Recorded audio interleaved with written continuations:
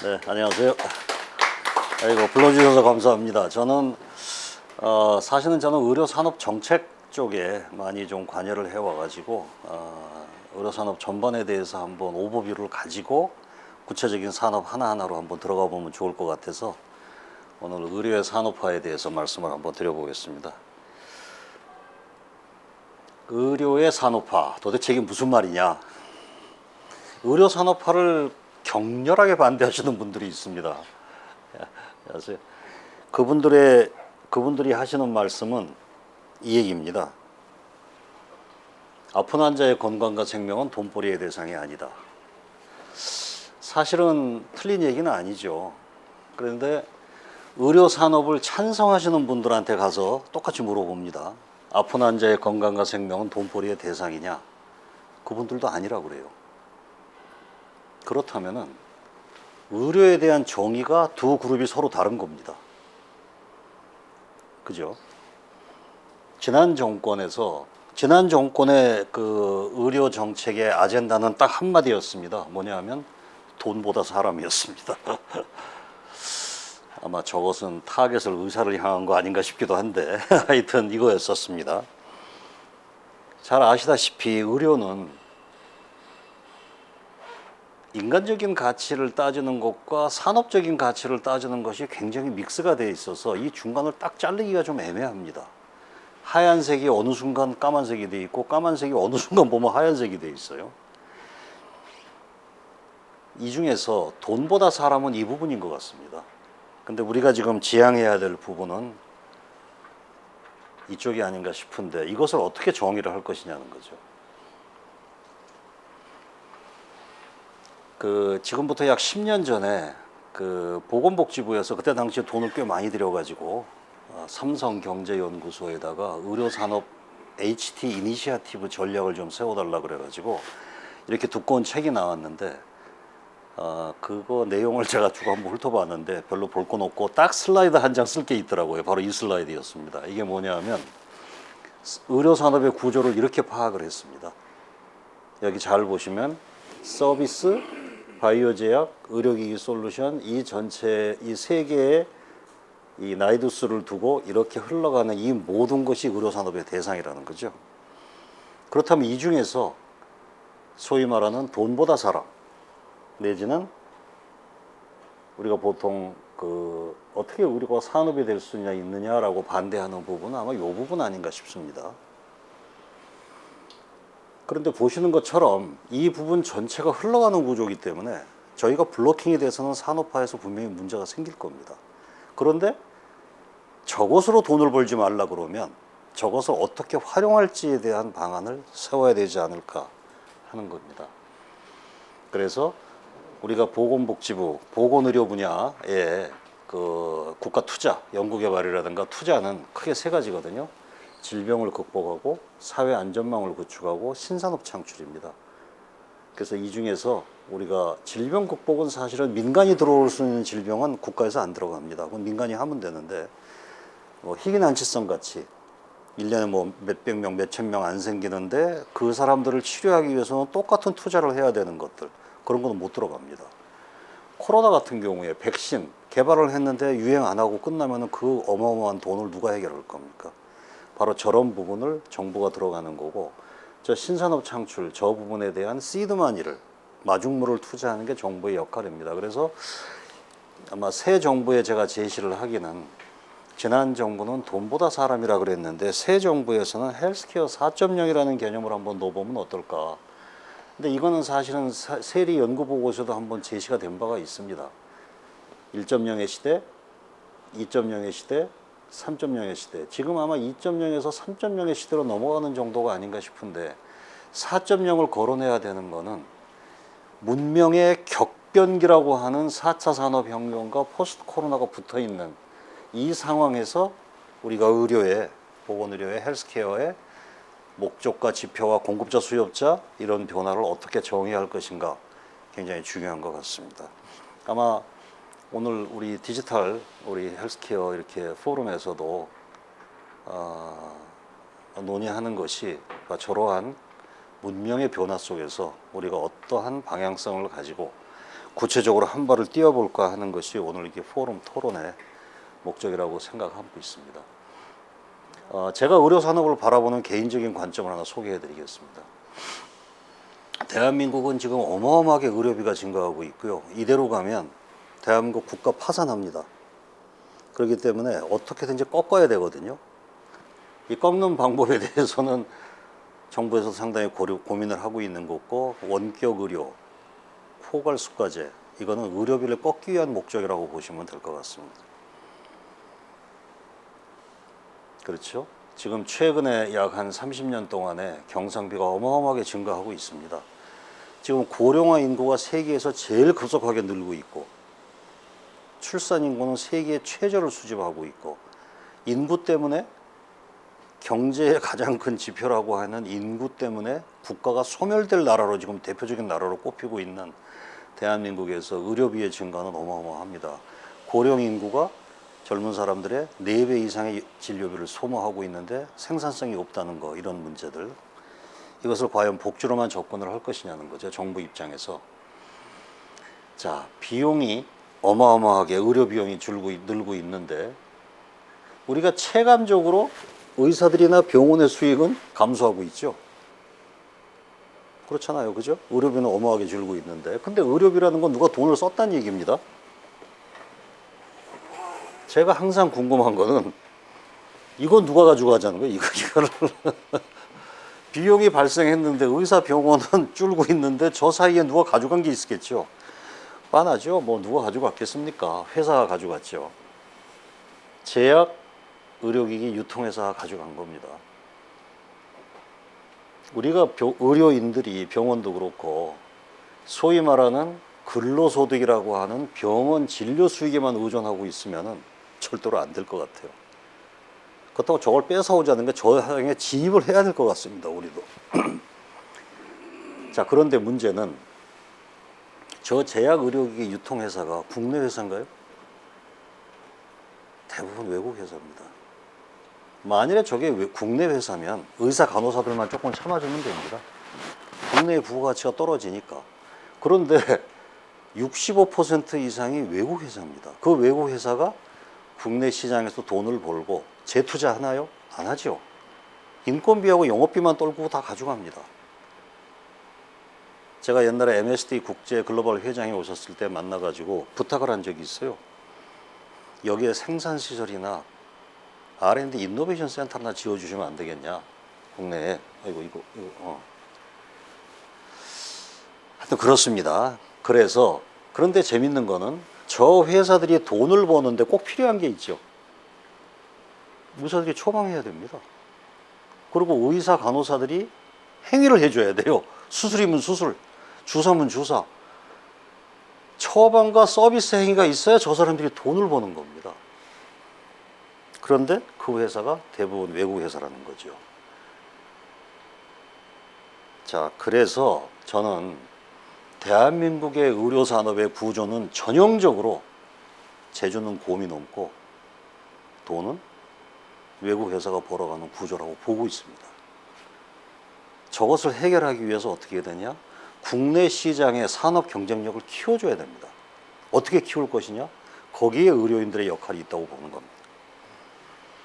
의료기기 산업은 세계 시장의 의료기기 성장률은 4%로 보고 국내 의료기기 성장률 8%로 봅니다. 작년에 코로나 때문에 저게 한 10몇 %까지 확 상장을 했습니다. 그러나 체외 진단, 코로나 진단 키트 때문에 돈을 좀 벌었고 나머지 의료기기들은 조금 떨어졌어요, 오히려. 하여튼 뭐 이런 통계로 봤을 때 세계 의료시장의 성장률에 비해서 국내 의료기기 성장률이 2배가 높기 때문에 의료기기 산업이 대한민국의 차세대 성장 동력이 될 거라고 기대를 하고 있습니다. 틀린 얘기는 아닌데 전제 조건이 있습니다. 뭐냐 하면 국내 기업이 동반 성장을 해야 산업이 될 겁니다. 국내 기업이 동반 성장하지 않고 외국 기업이 돈을 벌면 그냥 시장으로 존재하는 겁니다. 제약도 마찬가지입니다. 상당히 성장을 많이 했는데 사실은 체감적으로는 잘 모르겠어요. 성장은 했는데 저게 카피화품이라든가 제네릭 쪽으로만 성장을 했다면 요번에 대표적인 게 있습니다. 코로나 이 상황에서 대한민국에서 나오는 백신이나 치료제 한 건도 없었습니다. 자, 이러한 제약산업은 전형적인 중소중견기업이고 의료기기는 전형적인 영세 중소기업입니다. 대한민국에서 산업 중에서 가장 영세한 산업들이 여기 몰려있다고 보시면 됩니다. 이걸 어떻게 해결할 거냐는 거죠. 의료기기하고 바이오 제약은 조금 스콥이 다릅니다. 이걸 한 군데 놓고 보시면 안 되고요.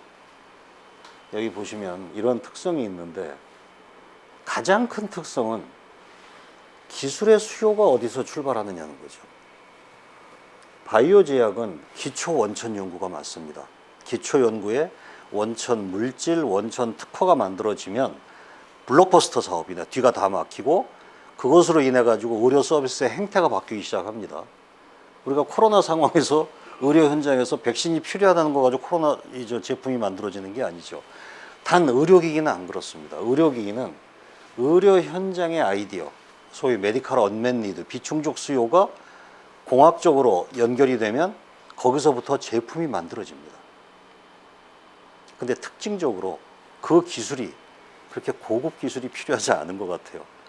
공대 교수님들 말씀하신 거 들어보면 의사들의 현장의 아이디어는 석박사 대학원생이 얼마든지 해결할 수 있는 공학 수준이면 된다라고 얘기를 하시더라고요. 그래서 이게 완전히 다릅니다. 그래서 이거는 많은 부분에 백워드 전략이 필요하고 저건 많은 부분에 포워드 전략으로 들어간다고 생각하시면 됩니다. 그렇습니다. 영세하다 보니까 정부 지원에 국가 R&D 예산에 많이 의존을 하고 있죠. 그래서 임상 의사들이 가지고 있는 대부분의 의료 산업화와 관련된 아이디어는 의료기기 아이디어인 경우가 많습니다. 아마도 99%가 그럴 겁니다. 대단히 예외적으로 바이오 제약을 가진 분들이 있기는 합니다. 근데 그거는 좀 예외적인 케이스고 열심히 환자 진료하다 보면 뭔가 보이는 게 있는 거죠. 그래서 지금 본부처 신약개발사업단 쪽에서도 지금 바이오 제약을 정부가 지원을 하고 있는데 화합물 신약이나 세포 쪽은 지원 안 합니다. 유전자 쪽만 지원을 하고 있더라고요. 세포 치료제가 굉장히 오래전부터 얘기가 돼 있는데 생각처럼 나온 게 별로 없어요. 간단하게 수학 분석 한번 해보면요. 대한민국이 가지고 있는 좋습니다. 굉장히 좋죠. 윗포인트가 있죠. 국산 제품 잘 만들어도 안 쓰는 거. 그 다음에 결정적으로 정부가 급여 보장성을 강화하기 위해서 새로 물건을 만들어내도 무조건 저수가로 치고 나가지 않습니까? 원가의 20%인가만 허용해 주죠. 근데 원가는 임상시험 비용 이런 거 다 빼버립니다. 재료비하고 인건비에다가 20%만 더하기 때문에 상당히 심각한 문제입니다. 저거. 그다음에 산업 기반 자체가 영세하다는 거. 근데 기회 요인과 이제 위험 요인을 보면은 위험 요인은 저런 것들이 있을 거고 기회 요인을 보면 저는 국산 제품을 만들어도 안 쓰는 거 이 부분과 관련해서는 정부도 굉장히 노력을 많이 하고 있습니다. 시장도 커지고 법도 만들어내고 근데 요 부분 포괄수가제가 점진적으로 확대되는 것은 국산 의료기기나 국산 제품의 하나의 기회 요인이 아닐까 하고 보고 있습니다. 현재 상황에서는 싼 제품 의사들이 선택할 이유가 별로 없어요. 왜냐하면 병원 경영하고 직접 관계되지가 않거든. 왜? 행위수가제잖아요. 우리는 고급 비싼 거를 자꾸 써야지 행위 수가가 올라가기 때문에 자꾸 그쪽을 쓰고 있습니다. 근데 의사들이 요만큼 벌 때 외국 기업이 이만큼 벌어가는 구조가 만들어지는 거죠. 근데 이거를 컴프레hen시브한 포괄수가제로 가져가면 그때는 로봇 안 합니다. 손으로 쨘 거예요. 원가를 낮춰야 되기 때문에. 그래서 저는 포괄수가제가 국내 이런 제약의료기기 산업을 아마 활성화시키는 하나의 변수가 되지 않을까로 기대를 하고 있습니다. 자, 용어가 굉장히 다양한데요. 의료산업, 바이오산업, 헬스케어 산업, 바이오헬스 이게 도대체 뭔 차이가 있느냐 한번 좀 들여다볼까요? 의료가 과거의 메디칼, 질병을 치료하는 메디슨, 큐어에서 건강을 토탈하게 관리하는 케어 쪽으로 넘어가는 거는 이미 오래됐습니다. 그래서 이제는 메디슨이라는 용어보다는 헬스케어라는 용어가 광범위하게 포괄을 하고 있는 거죠. 만일에 의료가 메디슨의 영역에 머물러 있으면 저건 의료인의 몫에 불과합니다. 그러나 저건 그거보다는 훨씬 넓은 의미로 지금 접근들을 하고 있고 그럼 헬스케어와 바이오 차이는 뭐냐? 바이오는 그냥 기술 요소입니다. 그래서 기술지향적인 거, 헬스케어는 목적입니다. 어떤 목적? 인간의 건강과 생명을 컨트롤하기 위한 거죠. 그래서 이것을 목적을 하기 위해서 굉장히 다양한 분야가 요구가 되는데 응용 범위는 좁습니다. 바이오는 기술지향적이고 혁신적인 기술과 제품을 창출하기 때문에 기술은 굉장히 명확하게 구분이 되어 있는데 오히려 응용보다는 굉장히 높다는 특성이 있습니다. 제가 이거 설명을 할 때 가끔 얘기 드리는 것 중에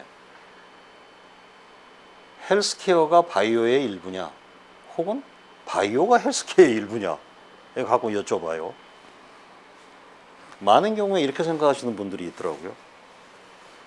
우리가 기술 측면에서 보면 바이오 산업, 바이오 테크놀로지가 적용되는 굉장히 많은 기술 요소 중에 극히 일부분이 인체에 적용되는 게 맞습니다. 이거는 기술적인 측면에서는 헬스케어는 바이오의 일부가 맞습니다. 목적지향적으로 관점에서 보면 우리가 사람 하나를 살리는데 뭐 암을 치료하건 뭐 혈압을 치료하건 응급실 중환자실에 한번 가서 보십시오. 그 중에서 바이오가 들어가는 부분 일부분에 불과합니다. 따라서 목적지향적인 측면에서는 바이오는 헬스케어의 일부입니다. 다시 한번 질문을 드리면 어느 게 맞느냐? 둘 다 맞습니다. 서로 차원이 다른 산업입니다. 그래서 바이오 산업으로 총괄해서는 안 됩니다. 의료를 갖다가. 그래서 정부에서 이것을 바이오 헬스 산업이라고 부르기 시작한 겁니다. 바이오라고 하는 기술 요소와 헬스케어라고 하는 목적 요소를 합쳐서 바이오 헬스 산업이라고 브로드하게 잡기 시작했는데 여전히 IT나 메카닉은 빠져 있습니다. 좀 아쉽기는 하지만 하여튼 그렇다는 겁니다. 그래서 한국 경제의 3대 성장 동력, 소위 빅3라고 하는 거에 바이오 헬스 산업이 포지셔닝을 하고 있고 이 빅3와 더불어서 소위 얘기하는 DNA, 빅데이터 네트워크, 인공지능 이 부분의 다양한 콤비네이션을 통해 가지고 우리가 ES 경제를 이루자라고 하는 게 아마 큰 틀일 거고 이 안에 여러 가지 요소들의 중합되는 것들이 뭐 원격 의료가 될 수도 있고 뭐 코인이 될 수도 있고 뭐 다양하게 있을 겁니다. 여기에서는. 그래서 이미 문재인 대통령이 오송 천복 단지를 찾아가셨죠. 2019년도에. 그래가지고 바이오헬스 산업을 제2의 반도체 사업으로 하겠다고 국가 비전 선포식까지 했습니다. 정권이 바꿔도 저 기조는 바뀌지 않을 거거든요. 그래서 저걸 시점으로 해서 바로 유명한 범부처 바이오헬스 산업 혁신 전략이 나왔고 목표는 3가지 세계시장 점유율, 그 다음에 5대 수출 주력 산업, 신규 일자리 창출이라는 구체적인 수치화 목표를 제시를 했죠. 그래서 이제 바이오헬스 산업에 대해서 말씀을 한번 드려보겠습니다. 바이오헬스 산업은 서비스 바이오제약 의료기기 솔루션으로 구성이 되어 있습니다. 대충 이게 2017년도 규모인데요. 이 정도. 근데 이제 문제는 2% 트랩에 갇혀 있습니다. 글로벌 시장의 점유율을 2%를 넘기지를 못하고 있어요. 우리가 정말로 바이오헬스 산업이 국가 먹거리 산업이 되려면 글로벌 시장에 진출해야 되고 글로벌 시장의 점유율이 넓어져야 되는데 전부 저 2% 트랩에 갇혀 있다는 게 상당히 문제입니다. 대한민국은 전 세계에서 국가 R&D 투자를 제일 많이 하는 나라입니다. 여기 보시면 2020년도에 저 모양이고 2021년도 이제 곧 국가 R&D 전체 투자가 40조에 달하는 순간이 곧 옵니다. 이제 그 중에서 약 10% 정도를 바이오헬스에 쓰고 있거든요. 여기 보시면은 국가 GDP 대비 연구개발 총액 옛날에 이명박 정부 때 577 전략이라고 기억나시나요? 그 앞에 5가 국가 전체 예산의 5%를 R&D에 투자하겠다는 게 5 전략이었었습니다. 상당히 많이 따라갔죠. 그리고 인구 대비 연구자 수의 비율로 했을 때 전 세계 탑입니다. 우리 가진 게 없으니까 뭐 연구개발에 투자할 수밖에 없죠. 실질적인 총액은 얼마 되냐? 전 세계 3위 정도 됩니다. 어마어마한 양을 연구개발에 투자를 하고 있어요. 그 중에 10%가 바이오헬스 R&D인데 문제는 이렇게 퍼부었는데 투자효율이 너무 떨어져요. 논문 쓴 거에 대비 상용화율이 굉장히 낮습니다. 다른 산업에 비해서. 제가 왜 그런가 그러면 제가 의료기기 하나, 저는 뭐 전공의 의료기기 바이오제약은 잘 모르니까 임상의사로서 의료기기를 가만 산업이나 국가 연구개발 구조를 들여다보니까 대한민국에 굉장히 훌륭한 연구자들, 그다음에 세부 분야별로 엄청나게 훌륭한 연구하시는 분들 되게 많아요. 야, 저거 하나만 골라가지고 밀면 노벨상 나오겠다 싶은 분들이 있습니다. 그럴 거 아니에요. 똑똑한 분들이 해외 석학들한테 가서 공부해가지고 석박사하고 포닥하고 하다가 들어와서 연구도 하고 계세요. 그런데 문제가 뭐냐? 이걸 합쳐놓으면 그냥 고급 장난감이 되더라는 거예요. 날지 못하는. 이건 저도 경험이 있습니다. 저는 인공심장 개발을 오래 했잖아요. 정말 한 10여 년 이상 미친 듯이 했습니다. 미친 듯이. 저도 나라 돈 한 수백억 받아가지고 온갖 종류의 인공심장 선반에다가 잘 얹어놨어요. 잘 만들었어요. 제가 이쪽에 관심을 가지고 산업을 들여다보기 시작한 게 이렇게 잘 만들고 이렇게 동물 실험도 훌륭하고 이렇게 임상에서도 좋은 결과를 내는데 이게 왜 상용화가 안 될까? 여기서 관심을 가지고 구조를 들여다보기 시작한 겁니다. 우리가 정말로 나르는 비행기를 만들고 싶으면 제가 이거는 국가 R&D 정책에서 제가 제안을 드렸던 겁니다. 지금까지 기술 중심의 R&D 투자 좀 그만하자는 거예요. 다시 말해서 현장에 아까 메디컬 언맷 니드를 거꾸로 받아가지고 하는 테크놀로지 푸시에서 마켓 풀 전략이라고 하는 목적 중심 R&D를 좀 섞어서 가자. 섞어서 이것도 해야 된다. 그러나 이것도 좀 같이 하자는 걸로 보건복지부 R&D 구조는 이렇게 많이 바뀌어 있습니다. 지금. 그래서 근데 이것이 처음에는 상당한 저항을 일으켰어요. 왜? MD들이 갑자기 R&D를 하겠다고 나가기 시작하니까 우리 PhD 선생님들이 엄청나게 밖에서 트러블이 좀 심했었습니다. 그런데 저 구조를 이해하기 시작하는 게 공무원들이 이해하기 시작했어요. 아, 의료산업 R&D가 성과를 내려면 MD들이 참여를 해야 되는구나. 알기 시작하면서 RFP를 낼 때 MD하고 참여해서 같이 내라는 거를 내기 시작한 겁니다. 그전에는 너네 진료에서 연구비 하지 왜 남의 밖으로 뺏으러 연구비 시장에 들어오느냐라는 관점으로 봤던 거죠. 근데 의사들이 그쪽으로 진출한 것도 여러 가지 이유는 있습니다. 갑자기 논문 써내야 되는 일이 확 올라가기 시작하고 뭐 여러 가지 이유가 있었고, 또 하나는 환자 열심히 보다 보면 뭘 만들었다고 가져오는데 뭐야 이거, 야 그거 저 쓰던 거 가져와라. 그리고 어떨 때는 저는 뭐 흉부외과도 했지만 제가 의공학 학회장도 하고 생체재료 학회장도 해서 가끔 학회할 때 포스터나 전시하는 걸 이렇게 보다 보면은 야, 이 좋은 기술 가지고 왜 여기다가 했지? 저쪽에다 하면 되게 잘할 것 같은데 이런 게 보이기 시작하는 거죠. 예, 그러면서 의사들이 진출을 하기 시작을 합니다.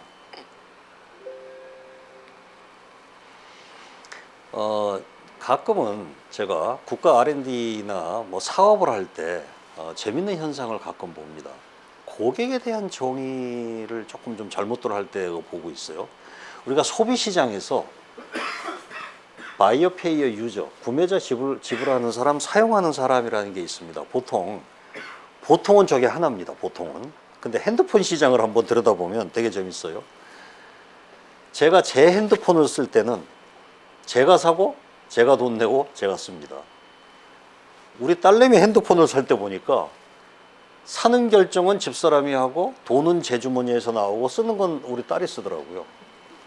그러면 핸드폰 시장에서 고객은 누군가요? 이때에서 의료기기를 한번 볼까요? 되게 재밌습니다. 인공심장 판막 누가 사고 누가 돈 내고 누가 사용하죠? 사는 거는 대개 병원에서 사든지 의사들의 커미티가 사죠. 이렇게. 근데 저것도 상당히 부분은 원가 문제가 들어가기도 합니다. 특히 아마 개인종합병원 같은 경우에는 같은 심장 판막을 해도 차이가 많이 나거든요. 이럴 때는 좀 싼 거를 선택하는 경우도 있는 거예요. 페이는 누가 하나요? 환자가 하죠. 정부가 50%하고 우리하고 아무 상관없어요. 병원 경영하고. 유저는 누가 하나요? 환자가 쓰죠. 환자가 쓰는데 중요한 게 있습니다. 컨슈머, 소비를 누가 시키냐는 거죠. 이건 MD들이 시킵니다. 그렇기 때문에 만일에 이 사업을 한다 그러면 우리의 고객은 저기 포커싱이 돼야 되겠죠. 그죠? 우리가 흔히 R&D가 됐든 사업이 됐든 개발하고 생산하고 공급하는 것 전체를 서플라이 체인에서 공급하는 한 틀로 봤을 때 국가 R&D의 프로포설을 봐도 그렇고 가끔 사업을 한다고 들고 오는 사업 계획서를 봐도 그렇고 착각하는 것 중에 시장에 대한 정의를 조금 재밌게 하시더라고요. 시장이라고 하는 건 고객들이 모인 게 시장 아니에요, 그죠? 근데 시장을 저기를 시장으로 보더라고, 환자군을. 저거 되게 잘못된 경우가 많아요.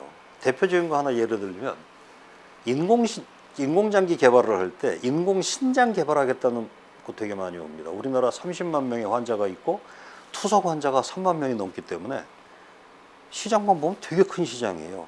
그거 개발하시겠다고. 근데 그거 개발해도 세츄레이션이 돼 있기 때문에 뚫고 들어갈 수가 없어요, 거기는. 근데 저걸 보고 자꾸 들어오시는 거, 그걸 근거로 자꾸 대시하는 경우도, 사업도 저걸 보고 들어오시는 분들이 있다. 근데 의료 시장은 독특하게 벤더가 있는 벤더 시장입니다. 그렇기 때문에 이때는 의사 한 사람을 잡으면 나머지 환자가 따라오는 그림으로 이해를 해야지. 그래서 우리가 수요 파악을 할 때 이 수요 파악을 하는 게 굉장히 중요한 것 같아요. 또 이러한 대한 정보를 의사들이 개발자나 사업을 하시는 분들한테 잘 전달을 해드려야 된다는 거죠.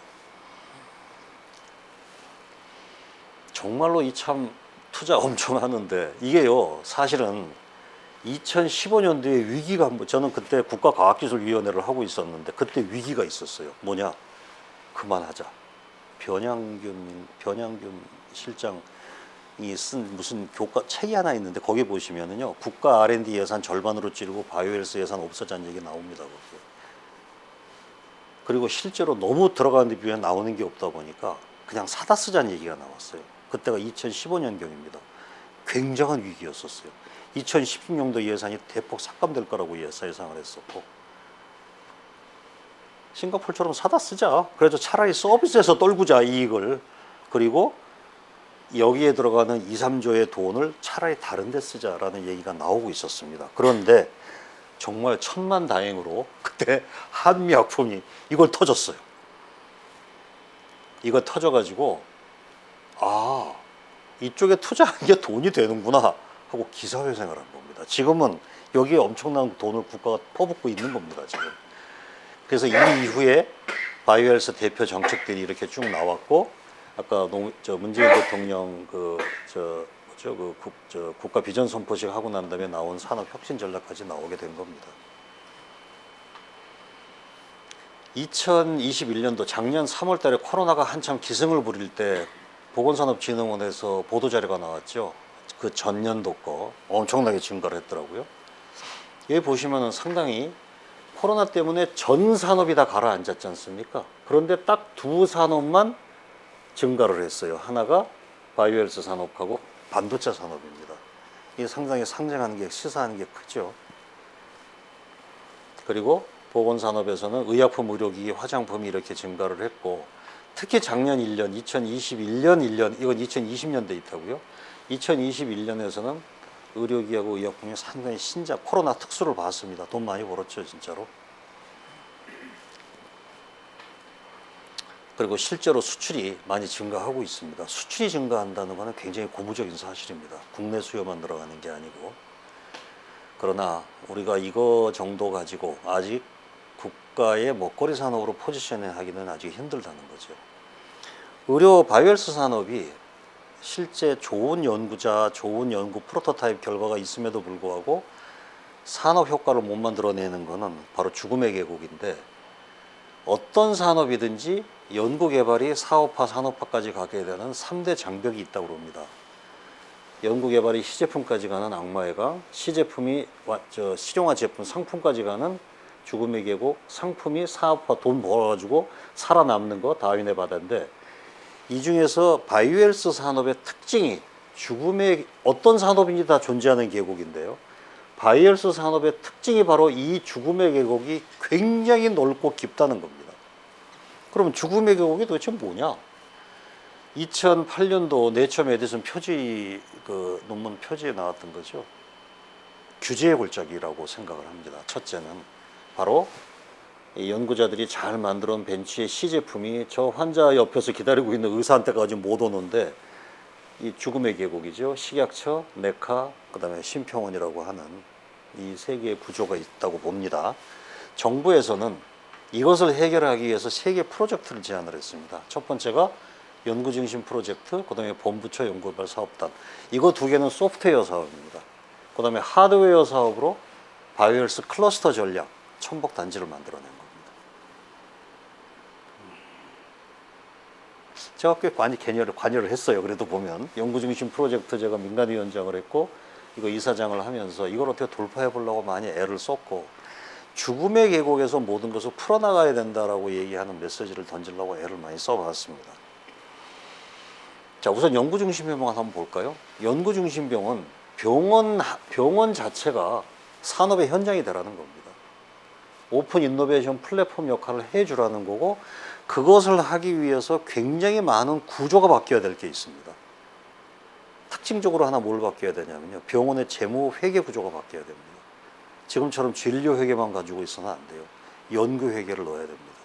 그러면서 그거를 관리하는 보직과 직제가 따라가야 되고 여러 가지 있겠죠. 그죠? MD 환자 진료하는 가운 입고 다니는 MD들이 팔치고 있는 병원에 PhD나 엔지니어 선생님들이 와가지고 어떻게 살아남을까 구조를 만들어 드려야 된다는 거죠. 그걸 구조화시키는 게 연구중심의 그 크라이테리아였었고 사실은 고려대학은 아시다시피 진료에서 승부 권리가 좀 어려운 대학이라 애시당초 연구로 틀었던 겁니다. 근데 그 내부에서는 허락이 안 됐어요. 총장님이나 이사장님이 환자 열심히 보지 무슨 의사가 연구하냐고 헛소리 한다고 보직자 만든다고 확 거버리셔가지고 밖에 나가서 연구중심 프로젝트를 한다면 거꾸로 들고 들어간 겁니다. 이거 하시려면 이거 사인하셔야 됩니다. 그 일사천리로 진행이 됐고 다행히 준비가 돼 있어서 안암하고 구로가 들어갔던 겁니다. 아마 안산 했으면 안산도 들어갔을 거예요. 그래서 거버넌스 이걸 하려면 굉장히 거버넌스가 튼실해야 되고 굉장히 중요합니다. 저는 우리 경희대 우리 총장님 계시지만 이거는 정말 강력한 거버넌스 이걸 보셔야 돼요. 그리고 드라이브를 걸어야 됩니다. 그쪽에다가. 하여튼 밀었습니다. 그래서 궁극적으로는 이런 거 이것에 연구중심병원이 반드시 역할을 해야 된다. 왜? 식약처의 데이터가 올라가는 거가 됐던 네카의 신의료기술 평가 데이터가 올라가건 심평원 자료가 올라가건 이 규제 장벽에 데이터를 백업하는 거는 병원하고 임상의사들이 해줘야 되는 거거든요. 그렇기 때문에 연구중심병원 틀은 반드시 만들어내야 됩니다.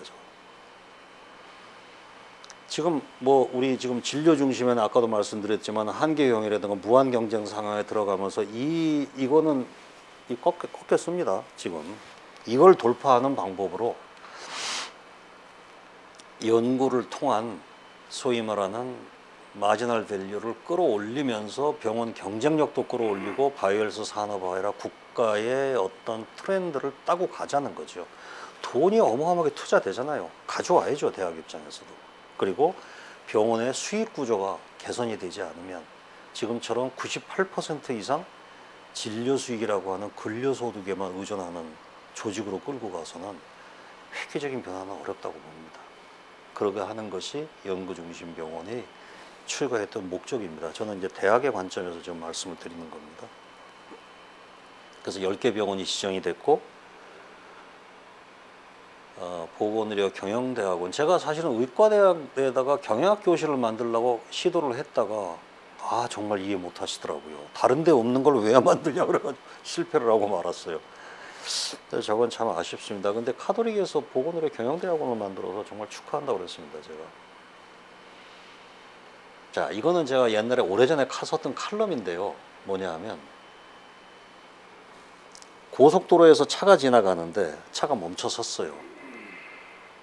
그러니까 뚜껑 본넷 열고 있으니까 누가 지나가면서 고쳐줄 테니까 돈 달라고 그러니까 고쳐주라 돈 줄 테니까 그랬더니 이 사람이 이렇게 차를 들여다보다가 어디 한 군데로 망치로 탕 쳤습니다. 시동이 부르릉 걸렸어요. 그럼 얼마 줄까? 101불을 달라 그런 거예요.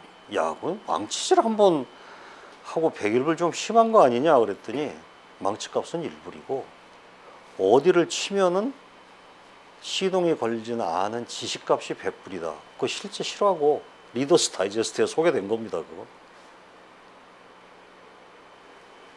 의사 가치가 100불에 있다라는 칼럼의 내용이 바로 그겁니다. 어디를 손을 대면은 요거 좀 하면 된다는 거. 근데 이제 재밌는 거는요. 여기 치면은 시동 걸립니다고 알려주는 순간 그 지식은 내게 아니에요. 그거 여기다 이걸 한번 만들어 보십시오. 예를 들어서 자동차 디자인하는 캐디캠 교수님한테 그 치과 구강 쪽에 맨날 본 떠가지고 고생을 하는데 안에서 스캔 한번 쫙 돌려가지고 실제로 3D로만 한번 만들어 보십시오. 그 아이디어 하나 가지고 공대 교수님 8,500억인가 돈 버셨잖아요. 네, 그렇죠. 근데 그 아이디어 준 사람이 누가 있을 건데 그분 돈 벌었다는 얘기 누군지 제가 그걸 찾아봤어요. 도대체 그분 도대체 뭐 하시는 분이냐 그래서 자동차 캐드하고 들어와서 창업까지 했다가 갑자기 어느 날 이쪽으로 방향 틀어가지고 대박을 터뜨리셨는데 요번에 M&A 하면서 8,500억인가 본인 지분이 한 60% 있어. 그러면 그 아이디어를 준 사람이 누구냐? 고대 치과 선생님들인 줄 알고 다 물어봤더니 서울대일 거래. 서울대 알아봤더니 서울대도 아무도 없어요. 그건 누가 가져가냐? 연구중심병원을 저희 고대가 지금 뭐 연구중심병원을 완전히 방향 틀어가지고 죽자사 저희는 덤비고 있지 않습니까? 그런데도 불구하고 연구중심병원의 정확한 개념을 아직도 파악하시는 병원이 없어요. 무슨 얘기냐면 고대는 지금 뭐 교수님들이 창업을 30몇 분이 하셔가지고 평가하면 항상 연구중심병원 1등. 저희가 진료는 못 따라가도 연구중심평가는 항상 1등이고 정말 미래 비전을 보고 있어요 저희고. 그러면서 민간 연구비, 국가 연구비 수주율이 엄청나게 올랐어요. 뭐 그거 가지고 먹고 살겠다 싶을 정도로 그거 막 늘고 있어요. 아직 뭐 산업으로 터진 건 아직 없지만. 그런데 99%의 교수들은요 그런 교수님들을 보고 박탈감을 가지고 있어요. 내가 기술이 없잖아요. 특허 낼 줄도 모르고. 그런데 아이디어들을 가지고 있다는 거예요. 연구중심병원의 핵심은 바로 그 아이디어를 IP로 만들어주는 데 있는 겁니다. 근데 그게 입 밖에 나가면 남의 거라는 거죠. 그걸 어떻게 막을 건가. 간호사들도 마찬가지입니다. 간호의료기기요. 우리가 의사들이 내는 의료기기는 자기가 손대는 의료기기는 아이디어가 나와요. 근데 처방만 내고 간호사들이 하는 거 있어요. 거기 굉장한 아이디어들이 있습니다. 중저의 기술로 다 해결될 수 있고 수입 대체 얼마든지 할 수 있는 것들. 그거 입 밖에 나가면 남의 거예요. 그거를 IP로 잡아주는 것, 그게 연구중심병원의 핵심 개념이었었습니다. 근데 아직도 자기 기술 가지고 자기 엔지니어 가지고 자기 PhD 포닥들 내리고 창업하는 그림 쪽에다가만 드라이브를 걸고 있는 것 같아서 되게 아쉽습니다. 지금 우리나라가 이 바이오스 쪽에 창업을 굉장히 장려하고 저희는 특히 그 고대 의료원은 그 행정 시스템이 엄청나게 투입이 돼 있어요 그쪽에. 근데 제가 가서 구조를 간만 들여다보니까 특허가 만들어지고 나서 이후에 대한 투자는 되는데 다시 말해서 0에서 1까지 가는 구조가 없어요. 1 이후를 1을 10으로 만들어 놓은 구조는 갖고 있더라고요. 의사들이 도대체 엔지니어들하고 상의를 해서 내 아이디어를 특허화시켜까지는 가야 되는 거죠. 그리고 제가 우리 저 기술 지원 팀한테 야, 그 특허도 좀 아이디어를 특허로 만들어주는 데까지 지원 프로그램에 안에 빠졌지 않냐 안고가 그랬더니 그거는 교수님이 해오셔야죠. 교수가 어떻게 해와요? 간호대 의대 교수들도 힘든데 간호대 교수들은 공대 교수들을 어떻게 만나야 될지를 몰라요. 어쩌다가 만나고 좀 말 한마디 하면은 알았습니다 가가지고 특허를 내는 가가지고 크게 한번 시비가 걸린 적도 있고. 그 연구중심병원의 핵심은요 의사들은 열심히 연구하고 거기서 나오는 아이디어와 또 열심히 연구하시는 하고 의사들을 자꾸 과학자로 만들려고 하는 것보다는 과학자가 의사 만드는 게 훨씬 쉽습니다 사실은. 그러니까 의사들은 자기 진료 현장에 열심히 들여다보고 그 아이디어와 그래서 연구하시는 과학자와 의사들을 어떻게 만나게 하고 여기서 IP를 어떻게 만들어서 같이 증폭을 해내고 소위 과실을 어떻게 상기할 건가 이 구조를 만드는 게 연구중심의 핵심 사업이라는 거죠. 인텔렉처 지적 소유권, 그러니까 특허 같은 대표적인 특허 같은 거죠. 그게 구조입니다. 갑자기 어느 날 의사들한테 연구해라, 아니면 연구 잘하시는 분을 뭐 의대로 스카웃을 하자. 그러면 뭘 하시겠어요, 그분이? 잘하는 그룹과 환자 열심히 잘 보고 아이디어 있는 그룹을 만나게 하는 구조가 연구중심병원의 핵심 구조입니다, 사실.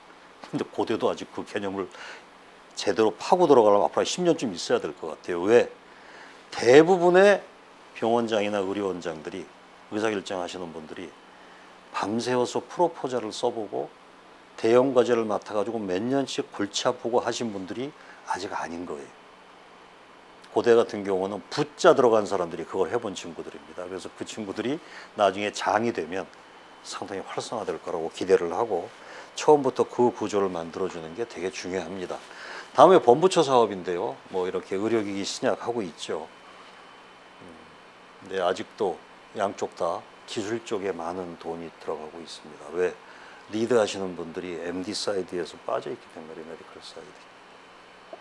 본부처 산업의 특징이 하나가 과거에는 뭐 기초 뭐 이렇게 또 임상해가지고 이렇게 쭉 흘러가는 클로즈드 에코시스템을 했다면 들고 나가고 하는 구조를 자유롭게 만들라는 거죠. 이건 뭐 조금 쉽게 얘기하자면 뒤에 나올 텐데요.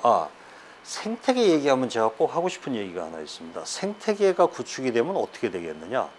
생태계 안에 들어와 있는 사람들이 다 따뜻하게 살아남는 구조냐?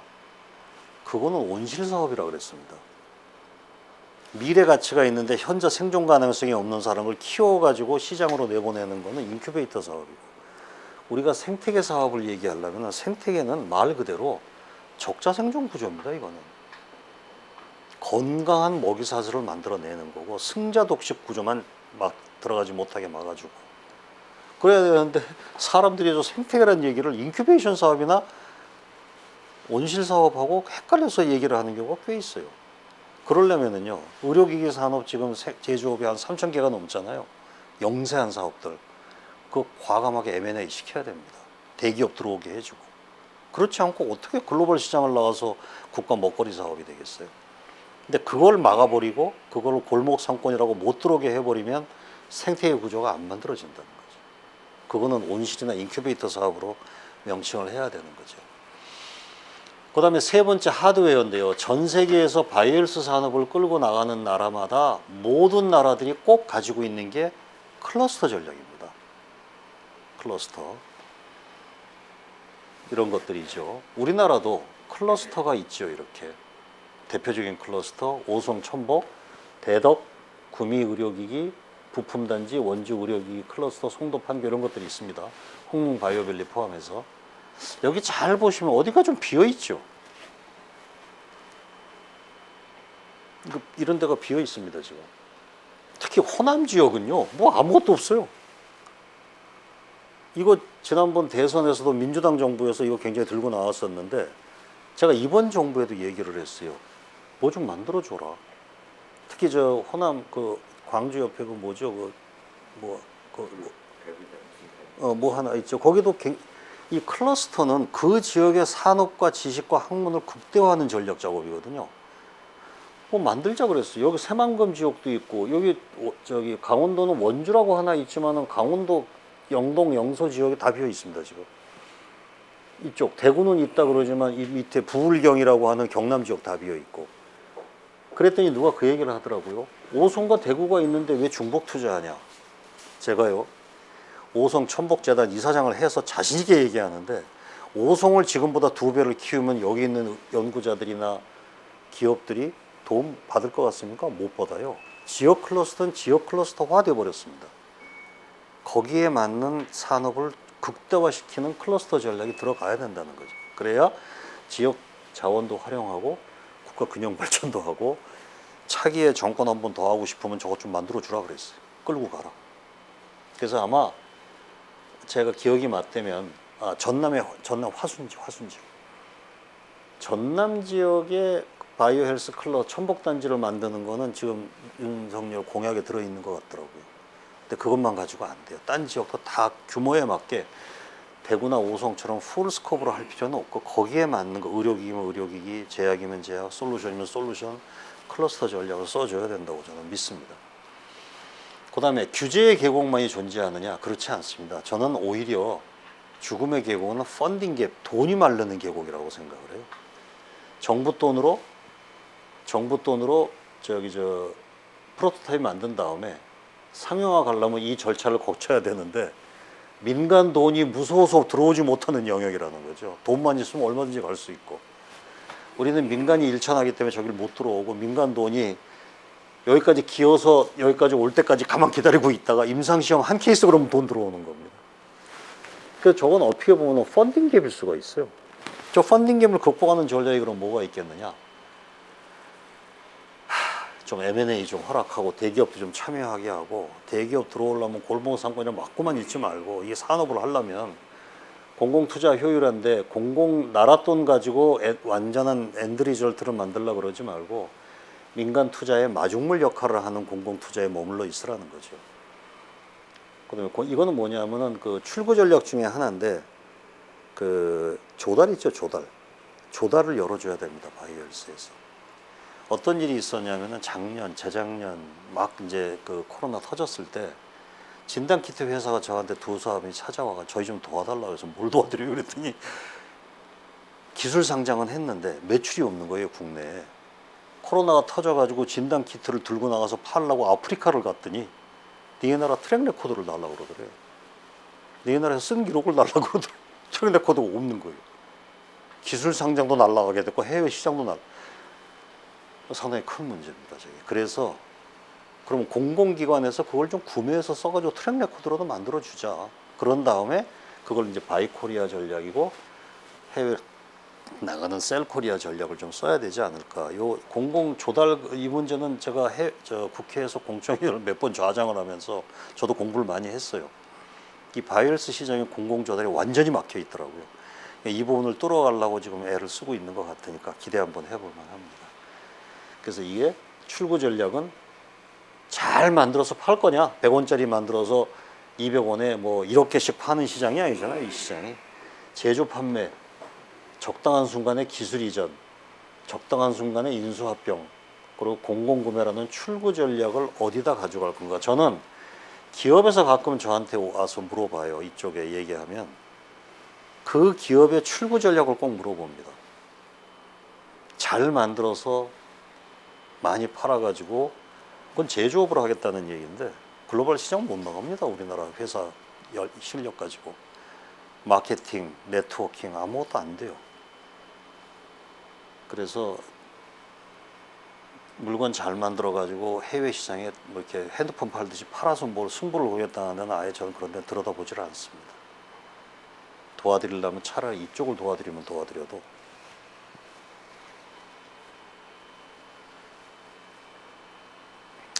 바이오헬스 연구개발은 후반으로 가면 갈수록 부가가치가 기하급수적으로 증가하는 거 맞습니다. 끝까지 가면 좋겠지만 대한민국 규모가 끝까지 못 간다는 거죠. 많은 사람들이 한국을 반도라고 얘기하는데 아닙니다. 한국은 인구 5천만 섬나라입니다. 삼면은 바다로 막히고 북쪽은 바다보다 더한 놈들이 막고 있어요. 시장 내수시장 규모 5천만 밖에 안 됩니다. 여기서 가야 될 산업화 전략이 뭔가를 보고 국가도 그런 국가 전략을 써야 된다고 생각을 하고, 기업을 해도 이런 것의 한계를 가지고 출구 전략을 명확하게 가지고 가야 될 것 같아요. 제가 우리나라 R&D 전략, 국가 연구개발 전략, 국가 산업화 전략을, 바이오헬스 산업화 전략을 보면서 되게 아쉬워하는 거예요. 전 세계를 주름잡고 있는 북미와 소유럽 시장의 성공 모델을 한국으로 자꾸 미니에이처하고 있어요. 그 우리하고 경제 규모 다릅니다. 오히려 그거보다는 우리보다 작은 나라들의 성공 모델을, 예를 들어서 싱가포르라든가 핀란드라든가 스위스랜드라든가 이런 나라들, 이스라엘 같은 나라들의 바이오헬스 성공 전략을 인구 5천만, 그 인구 1,000만도 안 되는 나라들 아니에요. 그걸 인구 5천만의 메릿을 가진 전략으로 확대하는 것이 오히려 맞다고 저는 봅니다. 그래서 국가 전략도 세분화 전략을 쓰자. 기초 연구에서 적당한 순간에 출구 전략을 쓰고, 외국에서 기초 연구되어 있는 것을 가져와서 우리가 우리의 강한 트랜슬레이션 리서치부에서 부가가치를 끌어올린 다음에 출구 전략을 쓰고, 이걸 패스트 트랙 전략이라고 그러잖아요. 아니면은 아예 그냥 포기하고 완제품 사다가 쓰는 전략도 필요하다. 뭐든지 하면 잘할 수 있다. 잘해요. 엔지니어들, 저는 대한민국의 엔지니어나 IT, 바이오 선생님들의 수준은 상당하다고 봅니다. 그래서 우리가 만들면 더 잘 만들 수 있다 동의해요. 제품으로 안 간다는 거죠. 그런 거는 사다 쓸 거는 명확하게 끊어야 된다는 거죠. 일본 같은 경우는 심장 판막이나 인공 심장 판막하고 뭐는 아예 그 친구들 개발 안 해요. 사다 씁니다, 걔들도. 뭐 그런 거를 한번 생각을 해보자는 거죠. 엊그저께 4차 산업혁명 가지고 고민하다가 이제 코로나까지 붙어가지고 참 인류의 문명의 격변기를 지나고 아마 지금부터 100년, 200년 뒤에 인류가 우리 지금 세대를 기억을 할 것 같아요. 아주 그 역사의 격변기를 참 같이 보내고 있는 건데 우리 헬스케어에서 굉장히 낙관적인 시나리오가 많습니다. 그러나 분명한 거는 햇빛이 강하면 그림자가 짙다고 비관적인 시나리오도 분명히 존재하죠. 대표적인 게 양극화와 주변화 현상입니다. 건강 불평등이라는 화두는 아마 이거 반드시 극복해야 될 화두고 소득, 이번에 코로나 사태에서 분명하게 보여줬잖아요. 소득, 지역, 교육, 인종, 사회 계층에 따라 가지고 혜택이 달랐지 않습니까? 이 문제도 과학기술이 해결해야 되고 정부가 들여다봐야 되는 문제고 민간 역시 참여해야 되는 부분이라고 생각을 합니다. 많은 부분이 4차 산업, 코로나가 4차 산업혁명을 앞당겼다고 얘기하는데 의외로 다른 요소가 되게 많습니다. 국제화 전략이냐, 지역화 전략이냐, 오프쇼어냐, 리쇼어링이냐, 뭐 이런 것들, 자유경제냐, 통제경제냐, 이런 것들이 굉장히 다른 게 많습니다. 그래서 정부는 이런 노력을 해야 되고 기업은 이런 노력을 해야 되는데 이 중에서 혁신이라고 하는 거에 대해서 잠깐 얘기를 드리면 뭐 여러 가지 혁신의 정의는 많습니다. 그런데 저는 그 미네소타 대학의 혁신 정의가 꽤 마음에 들더라고요. 사회에 새로운 가치를 전달하는 아이디어를 혁신이라고 그런다. 그리고 이 유용성과 가치는 커스터머가 결정하는 것이 인벤터가 결정하는 것이 아니다. 자, 그럼 보십시오. 혁신에는 반드시 융복합이 필요합니다. 바이오헬스 사업에서 뭐 하나 사업을 하려면 산학연병관이 붙어야 되죠. 산학연병관 그러잖아요. 이것이 융복합을 해야 됩니다. 기술도 융복해야 되지만 스테이크홀더들이 융복합을 해야 되는데 이 분야별로 스테이크홀더들이 존재합니다. 산업에는 투자자와 기업가가 있고 대학에는 학자가 있고 연구자 있고 병원에 의료진, 이 사람들의 만나 가지고 이게 이루어지는 건데 이게 만났을 때 뭐가 발생하느냐? 반드시 갈등이 존재합니다. 왜? 성공의 정의가 다 달라요. 투자자 성공의 정의, 기업가 성공의 정의. 투자자는 단기간 내에 뽑아내야죠. 기업가는 자기 새끼가 서스테이너블 해야 되는 거고, 학자는 논문 특허 대학원생 매겨 살려야 되고, 연구자, 의료진, 대한민국 의료진, 야 로봇 맹장 수술에 도대체 왜 로봇을 해가지고 의료비를 끌어올려야 되냐고 물어보면 세계 최고의 의료 기술이 로봇에서 만들었는데 유지해야 된다고 봅니다. 그 사람들은. 관점이 달라요. 갈등이 존재합니다. 그래서 갈등이 상존한다. 융복합에는 따라서 혁신의 추동력은 기술이라기보다는 이 갈등을 해결할 수 있는 리더십에 있지 않는가 싶습니다. 그래서 우리가 혁신을 하기 위해서 혁신가를 육성을 한다는 것은 인벤터를 육성하는 게 아니라 인노베이터를 육성해야 된다는 거죠. 근데 아직도 한국기술혁신학회 아시아 태평양 제가 거기 가끔 가서 강의를 하는데 기술이 혁신할 거라고 생각하시는 분들이 꽤 있어요. 혁신은 창조하고 다르다지 않습니까? 있는 것의 융복합이 혁신이라는 거죠. 대표적인 예를 들어다 보면 산소와 수소가 만나가지고 물이 되는 것과도 같은 것 같아요. 산소도 새롭지 않고 물도 수소도 새롭지 않은데 물이. 근데 산소와 수소가 한 공간에 물리적으로 샐러드처럼 섞여 있는 게 아니라 이것이 화학적으로 어떻게 융합하고 촉매 역할을 할 거를 찾아내는 것. 예, 그래서 요새 이제 전 세계적으로 화두가 의료와 엔지니어링의 메디컬 엔지니어링 콜라보레이션 용어 되게 많이 쓰실 거예요. 지금 고려대학에서는 이런 용어를 씁니다. 의기투합이라는 용어로 이걸 바꿨어요. 꽤 괜찮죠? 이거 꽤 유행하더라고요, 요새. 제가 몇 번 얘기를 했는데. 그래서 요새 고대병원이 이제 연구로 가고 난 다음에 화두를 이걸 던져놨어요. 우리가 만들고 세계가 누리자. 좀 괜찮은 것 같아요. 그죠? 그래서 의기투합을 좀 해야 될 것 같습니다. 여기까지고요. 제가 다음에 또 기회를 주시면 이 한국형 알파-H 요새 얘기 많이 나오는데 요거 한번 제가 전에 한번 여기서 발표를 해가지고요. 칼럼도 쓰고 했더니 윤석열 정부 국정과제에 두 번째 경제 분야에 국정력 두 번째, 다섯 번째에 핵심 전략 산업에 25번째 여기에 딱 한 줄 들어가 있더라고요. 이렇게. 그래가지고 이거 지금 요거 때문에 지금 특이가 뭐가 하나 만들어질 것 같아요. 그래서 한국형 알파-H가 도대체 왜 만들어져야 되고 의미가 뭔가 요것도 한번 다음에 기회 되면 한번 말씀드리겠습니다.